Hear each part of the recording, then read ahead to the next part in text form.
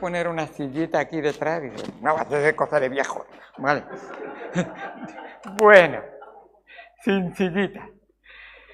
Pero estoy dando muchas gracias al Señor de que Él ha cuidado de nosotros, especialmente porque yo tengo la dolencia y ella lo sufre, pobrecita, la verdad que... Así que la verdad es que doy muchas gracias a Dios por lo que Él ha hecho en nuestras vidas. Doy muchas gracias a mi esposa y doy muchas gracias a vosotros por estar en mi vida. Siempre es una bendición muy grande contar con la familia y qué bueno es saber que el Señor escucha las oraciones de la familia y sus hijos de una manera muy especial. Gracias por vuestras oraciones.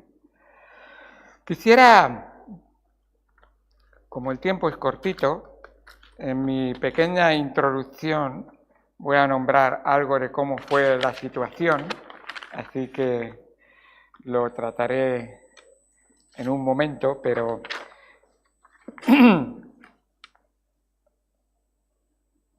quiero llevaros al Salmo 32, aunque no lo voy a leer todavía, solo para que lo tengáis ahí, pero el sábado 15, hace 2 sábados, en la noche me dio un dolor tremendo en la zona estomacal, más bien la derecha, muy fuerte, y era ya un poquito tarde, estaba estudiando, y entonces decidí que tenía que descansar porque se me había hecho un poquito tarde en cuanto a estudios, sería cerca de la 1:30 o por ahí de la noche, entonces tomé un par de pastillitas de las que me daban cuando tenía linfoma y tenía dolores muy fuertes y quedé dormido totalmente, toda la noche. No quiero decir los nombres, pero bueno, si hace falta decir que era Saldiar, pues lo diremos. Así que esas 2 pastillitas, ya tenía esos medicamentos porque eran para dolores fuertes. Descansé y el domingo por la mañana, pues Dios me permitió predicar. Y después de la predicación me permitió que una pareja joven le pudiera dar la clase que tenía con ellos. Así que fui a la casa, comí y me dormí, reventado que no podía más, pero no por el trabajo, sino por mi dolencia. Así que dormí toda la tarde, gracias a Dios yo no tenía que predicar por la tarde. El lunes, pasando ya, pues sentía muchas molestias, pero el martes me volvió a dar otra vez. Y cuando llegó Joy, pues ella dijo, vámonos a urgencias. Entonces, a mí las urgencias no me dan alergia, pero en fin, Así que entré ahí en urgencias y empecé a las 6 de la tarde, y por aquí, por allá. Total, que a las 12:30 me dicen, está descartado el linfoma, porque era en el mismo sitio el dolor de donde tuve el linfoma, en la misma zona, perdón. Entonces, bueno, está descartado el linfoma, 12:30 de la noche, desde las 6 de la tarde. Bueno, y gracias a Dios que te atienden, que no eres el único cuando estás en el hospital.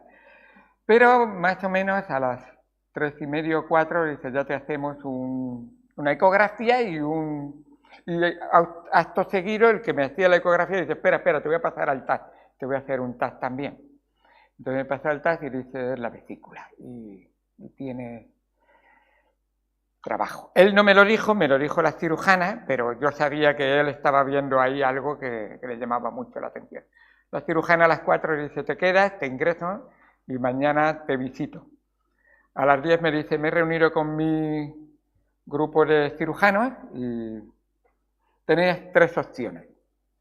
O te operamos, o te operamos, o te operamos. Elige la que quieras.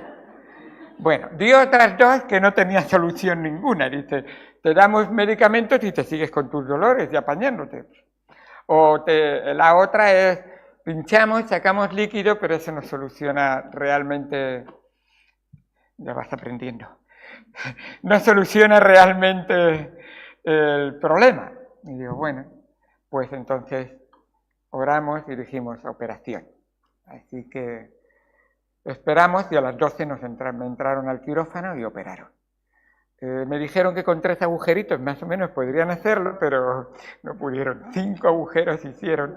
Y hay uno que tiene un trozo y dice, una pera que tenía así hinchada, sí, posiblemente era una inflamación crónica que yo había tenido desde octubre, no le había prestado atención, a veces piensas en el linfoma en vez de vesículas, no suena nada comparado con linfoma, pero también era, y me dice, ahora tienes una colecistitis.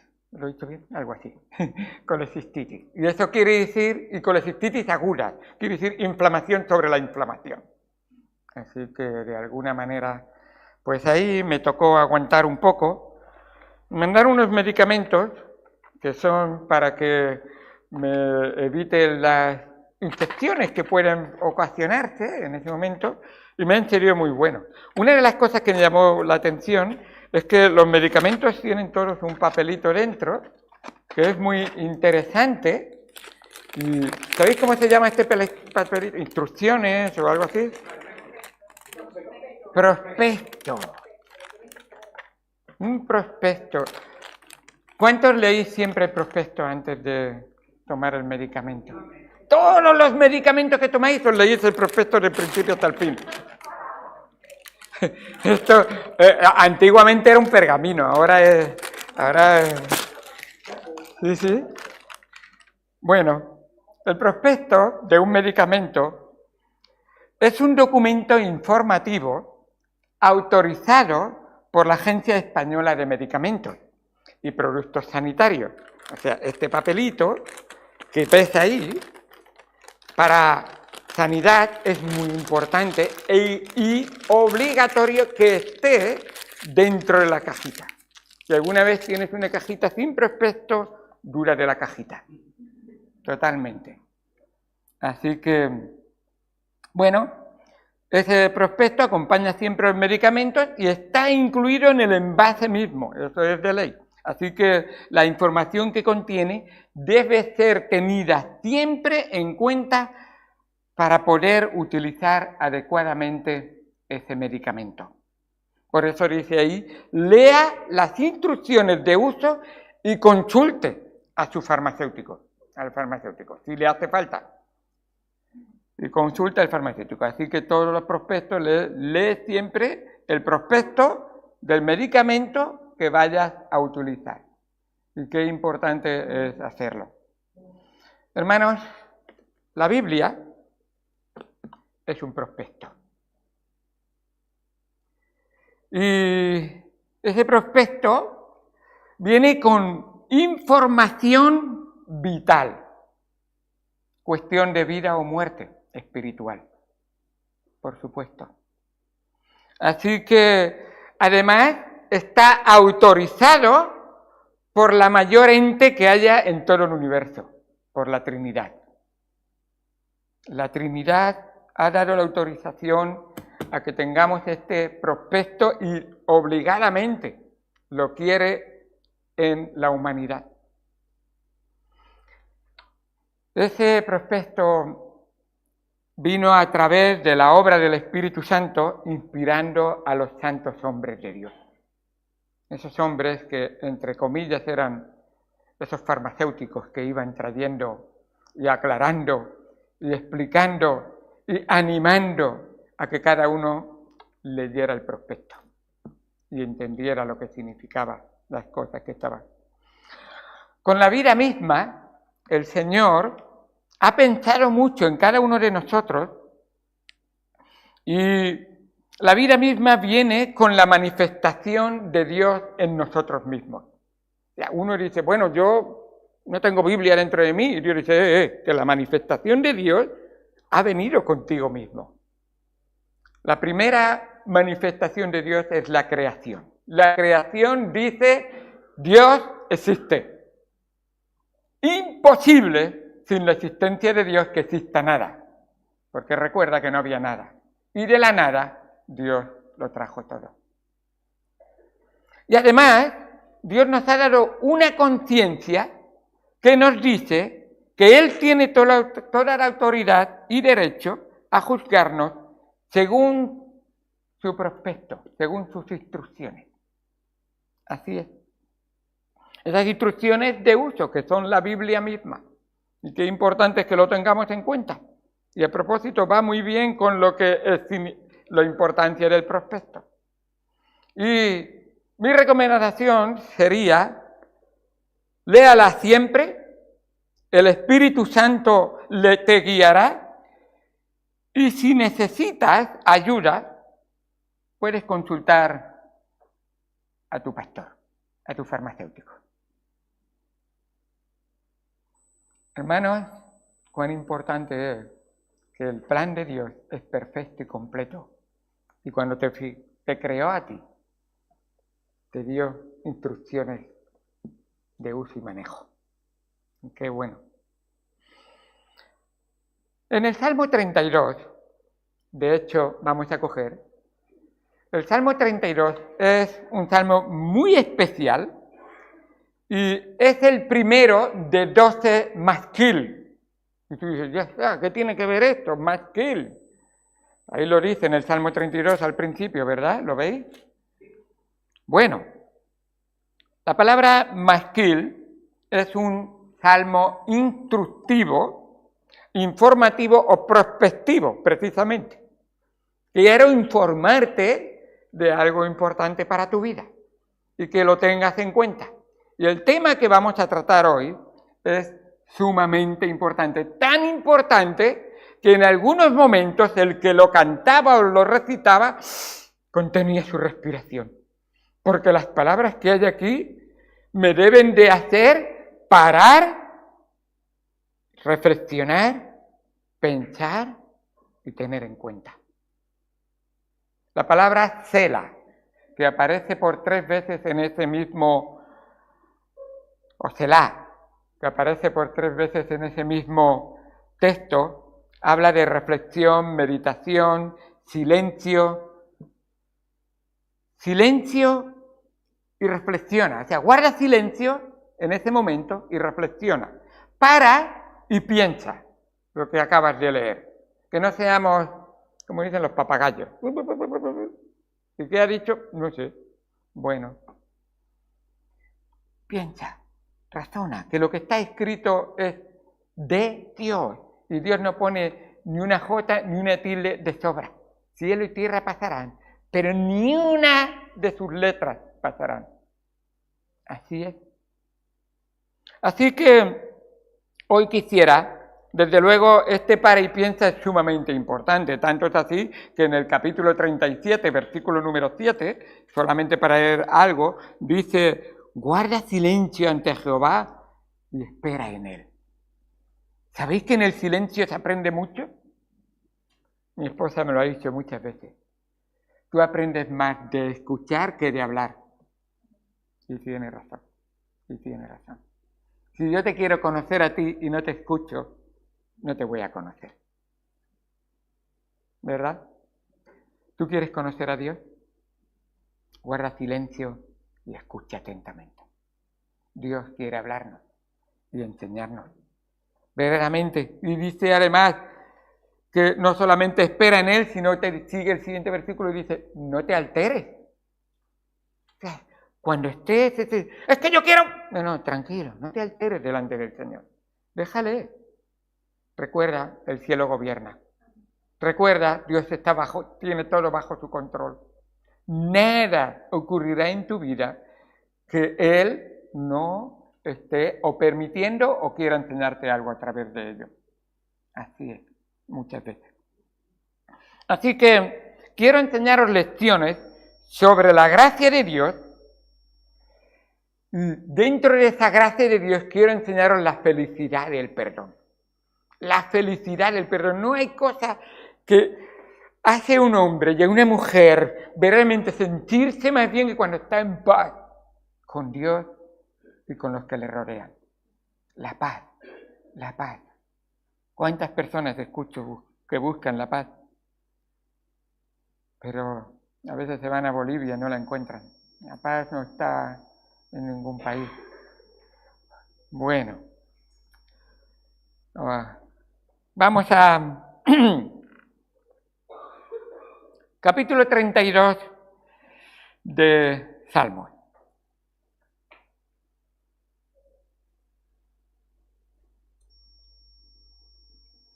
Bienaventurado aquel cuya transgresión ha sido perdonada y cubierto su pecado.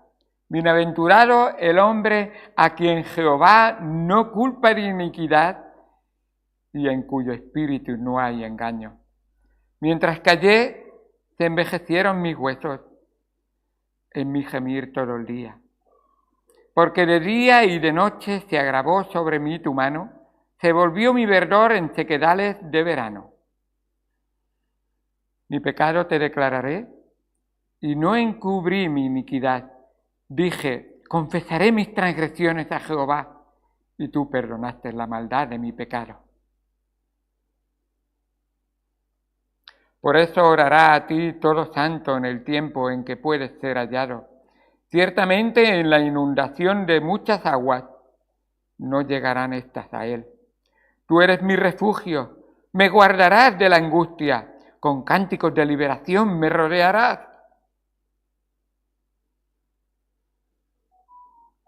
Te haré entender y te enseñaré el camino en que debes andar. Sobre ti fijaré mis ojos. No seas como el caballo o como el mulo sin entendimiento, que han de ser sujetados con cabestro y con freno, porque si no, no se acercan a ti. Muchos dolores habrá para el impío, mas al que espera en Jehová le rodea la misericordia. Alegraos en Jehová y gozaos justos. Cantad con júbilo todos vosotros, los de corazón recto, los de recto corazón. Vamos al Señor en oración. Amado Señor Dios Santo que estás en los cielos, gracias por tu palabra y por lo que tú nos enseñas en ella. Ayúdanos a honrarte, a glorificarte, pero sobre todo a escucharte y aprender de ti. Mucho tienes que decirnos, Señor, y nosotros muchas veces no tenemos los oídos espirituales abiertos para oírte, para obedecerte y para ser siervos fieles tuyos, Señor. Ayúdanos a honrarte y a glorificarte en cada cosa, en cada momento, en todo lo que decidamos, Señor. Gracias por tu palabra. Enséñanos en el nombre de Cristo Jesús. Amén. ¿Por qué es tan importante este salmo? Pues porque nos provee de sublimes lecciones sobre la gracia de Dios con su perdón.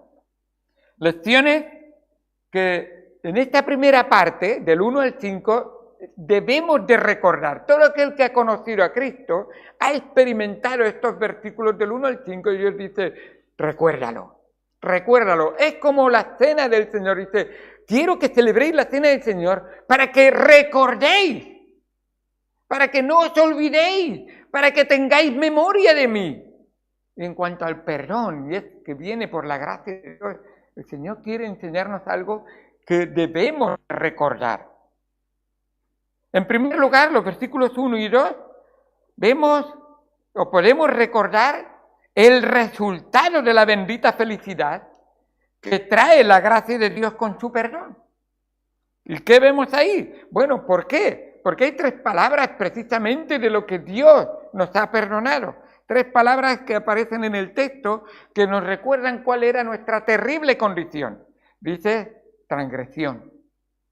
Las transgresiones son malas. Dice pecado. Por supuesto, esos errores adrede cometidos contra Dios, contra la ley de Dios y contra la humanidad. Y dice iniquidades. De lo más fondo del corazón hay mucha maldad, porque de él salen las cosas malas. Y eso es lo que produce la rebelión, el fracaso y la perversidad en la vida de una persona. Y estos versículos nos dan instrucciones. En estos versículos, del 1 y el 2, nos dan instrucciones, nos dan ese masquil, instrucciones para ver y prever realmente lo que Dios quiere. En primer lugar, nos dice o nos muestra que el perdón de los pecados se encuentra en Dios. Nadie más. Solo el soberano Dios. Él es el único que perdona pecados, que puede perdonar pecados. Nadie más. No hay otro mediador entre Dios y los hombres que Jesucristo, hombre. Que si confesares con tu boca que Jesús es el Señor, no. Si confesamos nuestros pecados, Él es fiel y justo para perdonar nuestros pecados y limpiarnos. Él, Jesucristo. Él es la persona concreta de la Trinidad a quien tienes que ir con tus pecados. Él es ese sumo sacerdote, mediador entre el cielo y la tierra. Es ese profeta mediador, ese sumo sacerdote mediador entre Dios y el hombre, ese profeta mediador entre Dios y el hombre, que quiere verdaderamente traernos a la paz con Dios. Y lo necesitamos. Así que el mismo Señor Jesucristo en Marcos capítulo 2, cuando 4 hombres mostraron su fe trayendo un paralítico, aunque tuvieran que hacer cosas que desfigurara la casa precisamente, quitando la parte del tejado donde estaban. El Señor Jesús dice, al ver Jesús la fe de ellos, dijo al paralítico, hijo, tus pecados te son perdonados. Se echaron las manos a la cabeza los que estaban alrededor. Solo Dios puede perdonar pecados. De hecho nos dice, ¿por qué habla este así? Blasfemias dice. ¿Quién puede perdonar pecados sino solo Dios? Estaban en lo cierto, pero estaban en un error en cuanto a lo que creían en la persona que tenían delante de ellos. Sí, tenían a Dios mismo. Pues para que sepáis que el Hijo del Hombre tiene potestad en la tierra, ha venido del cielo a la tierra, tiene potestad en la tierra para perdonar pecados, dijo al paralítico. Y se queda mirando al paralítico y dice, a ti te digo, levántate, toma tu lecho y vete a tu casa. ¡Qué bueno! ¿Qué es más?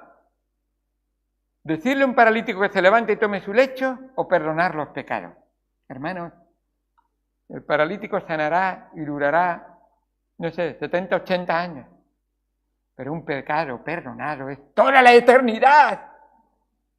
¡Libre! Mucho más perdonar pecados. Y Él, Dios, la segunda persona de la Trinidad, es el que te dice que Él te perdona tus pecados si tú vienes a Él y recibes de su gracia arrepentir. La segunda cosa que nos enseña, que nos da instrucciones, es que se trata de un perdón que no se recibe por ningún mérito. Y si yo hago esto, y si yo me fuera, ni por ninguna obra, sino exclusivamente por la gracia de Dios. Esta palabra gracia es crucialmente importante que entendamos que es el favor merecido otorgado por el juez divino, Jehová, por supuesto, quien no culpa al culpable de iniquidad. Así que cuán bienaventurado es aquel cuya transgresión ha sido perdonada, cuyo pecado ha sido cubierto.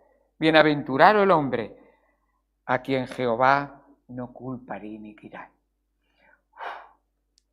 No puedo creer. De todo eso me libra Él, sí, así es.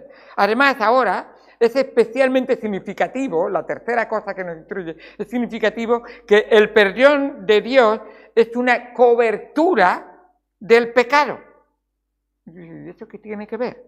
Bueno, dice ahí que será cubierto su pecado. La palabra cubierto es muy significativa cuando tú ves en el original, en el hebreo, dice, verdaderamente es esta cobertura que es semejante, escucha, al propiciatorio en el arca del pacto. O sea, dicho en palabras que podemos decir, la tapa, sí, eso es. El arca, la tapa, es el propiciatorio del arca. Y tú dices, ¿y eso qué significado tiene? Lo que había dentro del arca eran las tablas de la ley, los 10 mandamientos. Así que una de las cosas que hacía esa tapa, ese propiciatorio, era recibir la sangre del cordero en el día de la expiación. Una vez al año que entraba el sumo sacerdote ahí y era rociada esa tapa con la sangre del cordero. Así que esas tablas cubrían las tablas, esa tapa, o el propiciatorio, cubría las tablas de la ley en el interior del arca. ¿Y por qué? Porque la ley señala y muestra el pecado del pueblo, el pecado de cada uno de nosotros.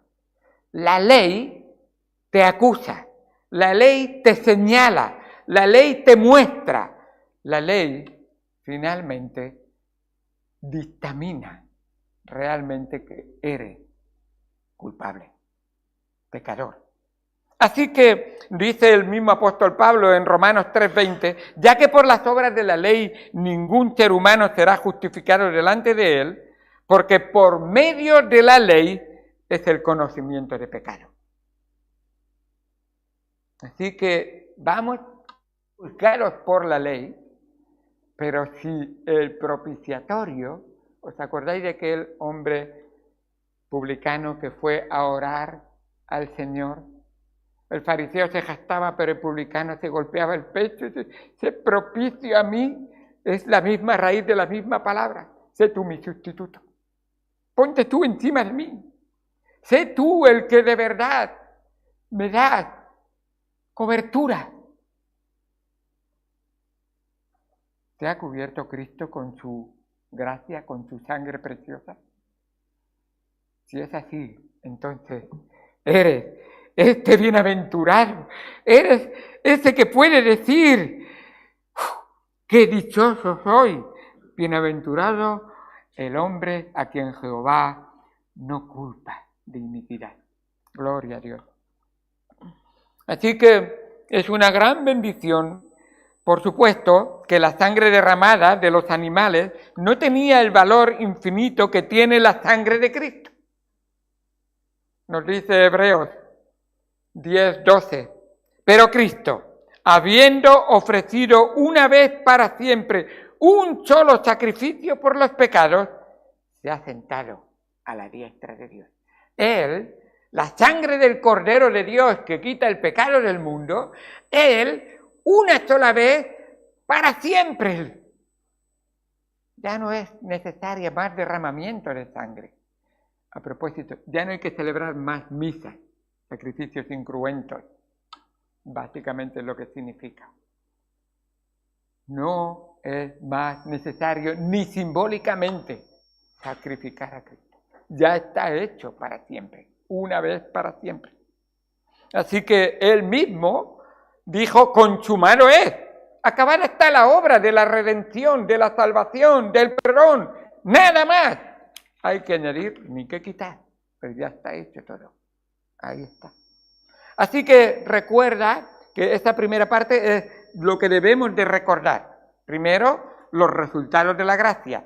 En segundo lugar, debemos de recordar, o los versículos 3 y 4 nos recuerdan, los efectos físicos de resistir esa gracia y querer arrepentirnos. Y nos dice los versículos 3 y 4, mientras callé, se envejecieron mis huesos en mi gemir todo el día. ¿Por qué callaste? Porque de día y de noche se agravó sobre mí tu mano, se volvió mi verdor en sequedales de verano. Así es.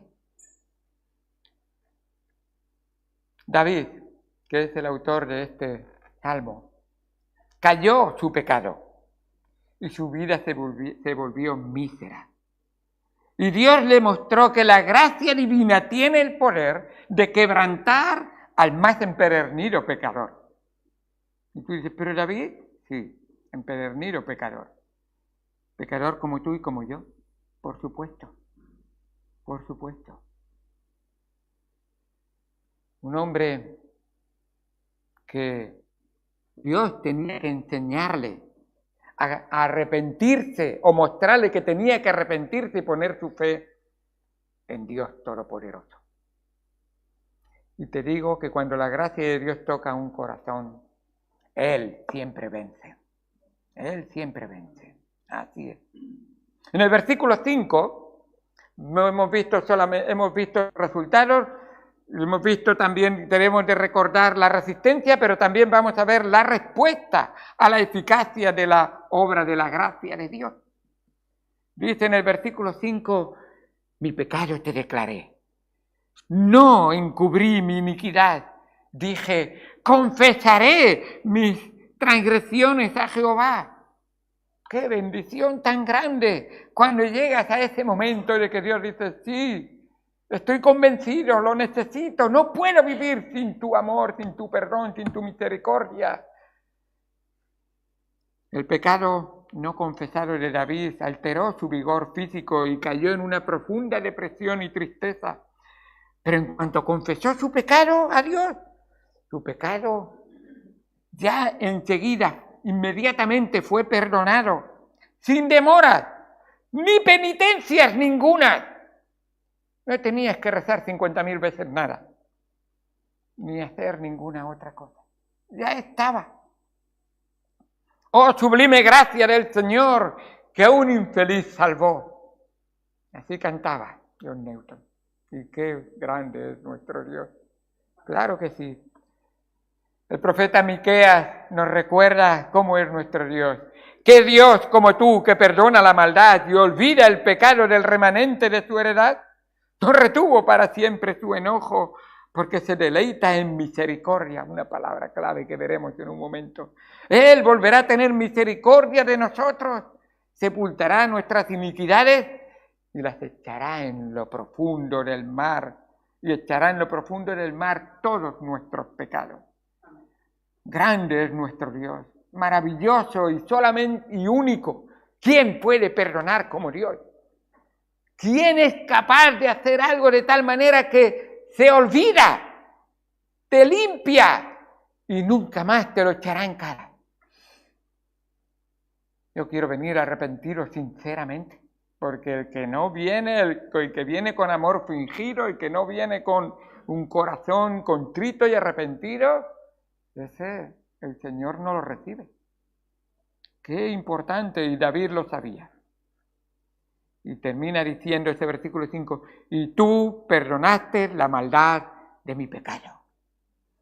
Si Dios lo hace, se acabó. No dudes nunca del perdón de Dios cuando lo hayas recibido. Pídeselo, acéptalo y ya está, Señor. Ahora página nueva y a vivir para ti, para tu honra y gloria. Así debe ser. Ahora cambia un poco en el versículo número 6, y del 1 al 5 nos ha hecho recordar, nos dice que recordemos, y ahora nos dice lo que debemos de hacer. Oye, todo esto que sabes, a ponerlo en práctica. ¿Qué es lo que debes de hacer? Porque la vida continúa. Y en el versículo 6 y 7 dice, por esto orará a ti todo santo en el tiempo en que puedes ser hallado. ¡Qué bueno! Ahora David manifiesta que Dios es abundante en su gracia para con los suyos. Y aquí vemos la respuesta. Esa respuesta que vemos otra vez. Y vemos realmente respuesta a la oración. Y cómo Dios, cuando tú oras a Él arrepentido y vienes a Él, Él te responde. Su gracia es como un inmenso océano, inagotable. Dios tiene siempre abierta la puerta de su gracia para los que acuden a Dios para implorar su favor. Así es. Sea cual sea la angustia o la necesidad, el creyente orará y encontrará a su Dios. Así es. El Señor es nuestro refugio y Él sabe protegernos. Dice en el Salmo 34, versículo 6, este pobre clamó. Y yo sé de que ser pobre delante de Dios. Y no hablo económicamente.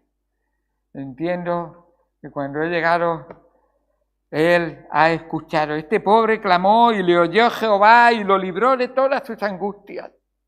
El ángel de Jehová acampa alrededor de los que le temen y los defiende.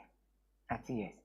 Y pone sus manos, nada ni nadie os arrebatará de mis manos. De la mano de mi Padre, ni de la mano del Señor. Así es. Qué bueno. Y para todo problema en la vida del creyente, Él es roca, Él es refugio y Él es perdón. Puedes ir a Él con toda seguridad. El apóstol Juan, en su primera carta, en el capítulo 2, versículo 1, dice, hijitos míos, estas cosas os escribo para que no pequéis. Y si alguno hubiere pecado, normalmente nunca peca ninguno, pero por si acaso, no, él dice, os quiero mucho, pero sabéis que sois de carne y hueso y necesitáis a este, por supuesto. Y si alguno hubiere pecado, abogado tenemos para con el Padre, a Jesucristo el justo. Y Él es la propiciación por nuestros pecados. Otra vez, la misma raíz de la palabra. Qué bueno ver cómo Él, cuando tú le pides perdón y te lavas, Él te cubre. Se acabó con ese pecado. Qué bendición tan grande. En los versículos 8 y 9 nos da instrucción para que no resistamos. Parece que si ya una vez me perdonó, yo ya no voy a volver otra vez a caer en ningún pecado más, porque yo ya estoy con... No te confíes demasiado, el que piensa estar firme mire que no caiga, y el Señor dice, mira, no seáis como, dice, te haré entender y te enseñaré el camino en que debes andar, sobre ti fijaré mis ojos. Y nos da la instrucción que el camino de la gracia de Dios, y dice, te haré entender y te enseñaré el camino en que y te enseñaré. Luego dice, sobre ti fijaré mis ojos, y es Dios mismo quien nos enseña su palabra y su camino. Es Dios mismo. Él es el que te enseña su palabra y su camino. Dios está constantemente atento a nuestros pasos para que no nos desviemos. A propósito, gracias hermana Janet, Dios nunca duerme. Puedes ir perfectamente a Él, como dice el Salmo 121, y lo vas a encontrar despierto. No es Dios despierta, no es como el Dios de Baal. Y decía Elías, pues grita, que se ha ido a dormir una siesta. No. Dios no duerme siesta. Dios siempre está atento, sus ojos están atentos a todos los suyos, constantemente. Nunca nos abandona. Dice en ese Salmo 121, no dará tu pie a resbaladero, ni se dormirá el que te guarda. He aquí, no se adormecerá ni dormirá el que guarda al pueblo de Dios. Si has creído en Él, perteneces al pueblo de Dios. Y el versículo 9, como os decía, dice, cuidado que no os encontréis en esta situación. El caballo y el mulo son los dos ejemplos que sacan ahí, que son, parece ser que si los coges en su estado natural, son tercos, son duros. Algunos están un poquito más domesticados, pero también no todo el mundo se puede acercar a ellos, solamente quizás sus dueños o algo así. Y entonces, esos que son tercos, y el Señor dice, no seáis como ellos. Proverbios hace, en el capítulo 26, versículo 3, equipara al caballo, al asno y al necio. Dice, son iguales. El caballo, el asno y el necio los equipara, son iguales. En Isaías, en el capítulo 1, versículo 3, dice que el buey conoce a su dueño, el asno sabe dónde está el pesebre de su señor, pero el hombre no quiere. Dice, no reconoce, yo he añadido, no quiere. No reconoce a su Dios, porque no entiende ni tiene conocimiento. ¿Por qué te has comido las pastillas sin leer el prospecto? A ver. Algunos ni se las comen. Ni siquiera. Así es muchas veces. Qué importante es tenerlo en cuenta. Y para terminar, los versículos 10 y 11, ya es tarde, vemos los gloriosos resultados de la gracia de Dios. Y aquí aparece esa palabra clave que yo os decía, esa palabra misericordia, que es gracia en el Nuevo Testamento. Y es esa palabra que es Gesed realmente. Y tiene que ver con esa bondad de Dios, con esa benevolencia, con esa benignidad, con esa clemencia, esa gracia, esa piedad, esa merced y misericordia que Dios quiere darnos. Así que esta palabra hace referencia a ese amor incondicional y fiel del Señor. Así que, más el que espera en Jehová le rodea ese Jesús, esa misericordia de Dios. Pablo lo dijo en estas palabras, o lo dijo porque Dios se lo dijo a él. Dijo en 2 de Corintios, capítulo 12, versículo 9, bástate mi gracia, bástate mi gracia. ¿Qué necesitas en esta vida? Bástate mi gracia. Si tú tienes la gracia de Dios, no te falta nada. Y puedes coger las palabras del mismo rey David en el Salmo 23, Jehová es mi pastor, nada me faltará, porque ese Jesús ha caído en mi vida. Y ya bástate la gracia del Señor en tu vida. ¡Qué bendición tan grande! Esa gracia del Señor.